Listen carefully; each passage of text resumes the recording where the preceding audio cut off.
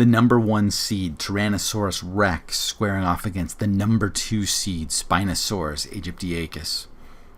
Spinosaurus is 9 feet longer, but Tyrannosaurus Rex is 1 ton heavier. As these two enter on opposite sides of the battlefield, Spinosaurus immediately makes a break for the lake, just as he did against Zooking Tyrannus. Tyrannosaurus Rex sees this, anticipated it, and as soon as they entered, Tyrannosaurus broke into a massively long striding run. Now the question is, can Spinosaurus get to the water before Tyrannosaurus can get to Spinosaurus? Tyrannosaurus is running. I'm not even sure how fast it is. It's clearly over 15 miles an hour. It might be pushing 20. Spinosaurus, with those short legs, is not able to generate anywhere near the speed. He's not gracile on land, but he is certainly no Tyrannosaur in terms of how he's running. But he's doing his best to get to the water. And as the yards get closer and Spinosaurus is maybe 20 feet away, Tyrannosaurus is closing the gap, and you can see that Spinosaurus is going to be tight. Spinosaurus is getting into the muddy zone, but Tyrannosaurus takes one massive bite as Spinosaurus is trying to get into the mud, and that bite removes the back, bites clean through the Spinosaurus tail. The Spinosaurus' tall neural spines running up against the massive power of T-Rex's jaw.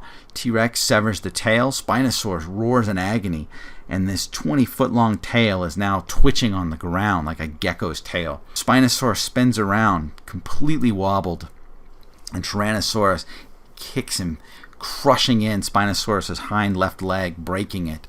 Tyrannosaurus continues the march and stands atop Spinosaurus, who rips around and slashes open Tyrannosaurus' belly with both of his claws, plus manages to get a huge bite right into Tyrannosaurus.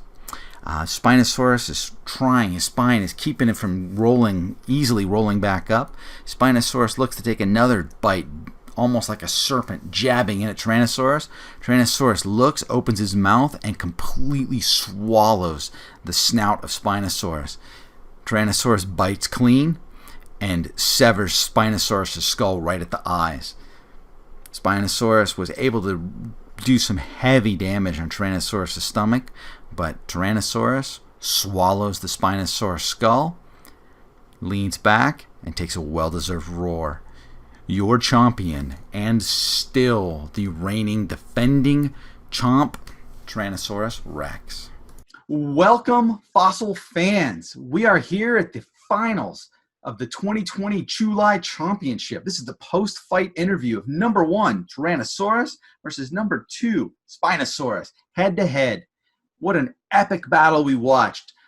Recap, Spinosaurus made a quick right towards the water. T-Rex cut him off.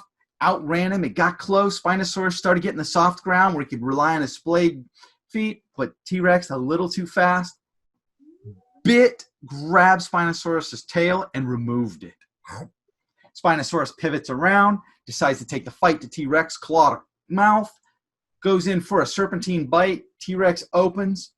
Spinosaurus' mouth goes in. T-Rex closes and severs the snout of Spinosaurus right in front of the eyes. Game, set, match, Tyrannosaurus Rex, champion. What'd you think? Oh, man, I didn't expect it to go this fast. You know, I kind of had my money a little bit on T-Rex coming out, but I did not expect it to go quite that quickly. You know, I mean, you can't blame Spinosaurus for trying to grab that home turf advantage by heading towards the water, or at least that muddy littoral area, and it was good for T-Rex that he could head him off, you know, but boy, once they got into it on the ground like that, T-Rex just overpowered that nice range advantage that Spinosaurus had. And although those claws are big and he could sit there and try to tear at T-Rex, all T-Rex needed was that one powerful bite. And you don't get much more heavy metal than biting somebody's face off, especially a super predator like Spinosaurus. And you had mentioned in the pre-fight commentary that Spinosaurus might go use his size as an advantage, his length and his range, but he did go for the home turf, and I don't blame him. I would have too. Well, certainly. Spinosaurus has used a whole bunch of different tactics through this whole thing, with his size advantage where he can use that range attack with his tail. You know, Spinosaurus can just reach a lot. but he's also got that nice water advantage. And, I think it's a real toss-up which one would have helped him more, and it just looks like he picked the wrong strategy this time. Though if you play this back 10 times, I'm thinking at most Spinosaurus wins 3 times because he's a big animal. But I just don't see that he has the power of the Tyrannosaur. Absolutely. It's important to remember that just because an animal is big and because it has really good weapons doesn't mean that it's a broadly compatible animal. Spinosaurus is really heavily specialized for what Spinosaurus does. In an open combat scenario against a big, powerful predator like T-Rex, I think T-Rex takes it most of the time. Yeah, you use the keyword specialization. T-Rex is specialized in powerful bite. Spinosaurus is specialized in aquatics. Something I've always wondered, what happens if it rolls over? What does it do to a 6.5-foot tall dorsal neural spine if it does flip? I don't know. I'm going to have to go ask some folk and figure it out. Absolutely. That's the fun of doing paleontology and doing science. Asking cool questions and going and trying to learn something. Right on. Well, it's been an utter delight to work with you on these, and I'm looking forward to the next Fossil Craze production where we're talking dinosaurs.